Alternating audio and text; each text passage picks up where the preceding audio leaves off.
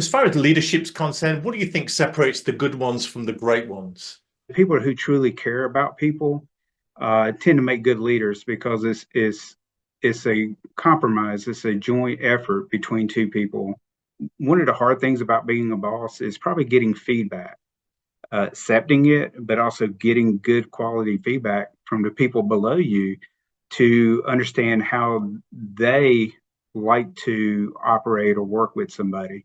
One of the things I've learned over my years is one way doesn't always work. It is you have to change your management style to fit the needs of the individuals. Some bosses, leaders, partners, they're all about the work. You get your chargeable hours in, you get it done, you stay as long as it takes, but you get it done. But at BRC, there's a culture of, yes, you can have a life, and it's more than the work. And you set your compensation structure around a number of factors, including getting the work done. Talk to us about your approach with embracing the whole person to get the best out of your team.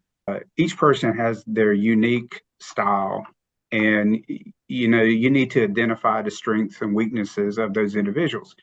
I That's one of the things I try to focus on is if somebody's good at doing something, I know that I don't need to spend a lot of time because they do that well. They're strong in those suits. I try to focus on the areas of improvements or consider the weaknesses of those individuals, and try to build those up. One of the unique aspects of our firm is that we don't really have a set billable hours that each person needs to make every year. Overall, my philosophy when it comes to billable hours is we're all professional here, and I treat things as a project. Hey, we have an audit, we have a review or compilation that needs to get done. If you're great at what you do and it takes you 40 hours to do it, I'm happy. But if be professional enough, if you need to spend a little more time, spend a little more time to get that project done so you can move on to something else. And if you're really great and finish it a little earlier, I don't look at it as, oh, here's another project to throw on you. It is, hey, go spend some time with your family and stuff. What's your approach to career development, Victor? If you have the desire to move up through the firm quicker, we're going to work with you. Some people are a little slower. Let's be honest. You start off in this career, you don't really know. Do I want to do this the rest of my life? Do I want to be in public accounting, or do I want to use this as an opportunity to find a client to go work for?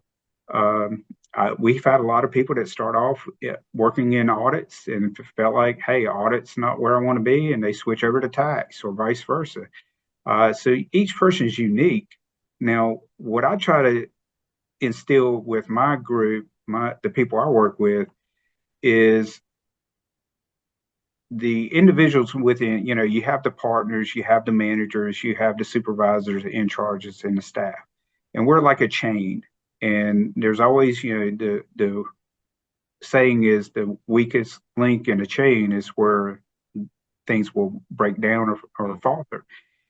And my goal is when I leave here that I have trained my managers to replace me and not skip a beat in the client services or how the people are being developed.